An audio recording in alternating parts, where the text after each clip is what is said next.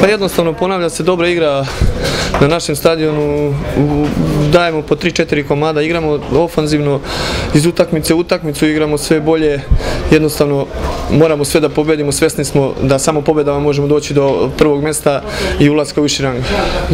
Sada se očekuje utakmica, teško gostovanje u Priboju gdje ćemo otići ponovo maksimalno spremni da igramo fudbal, da se zalažemo, damo svoj maksimum i nadamo se da rezultat neće izostati.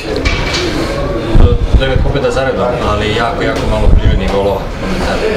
Pa jednostavno igramo čvrsto u zadnjoj liniji i kako se zove, probat ćemo to da nastavimo do kraja, da probamo da ne primimo nijedan gol.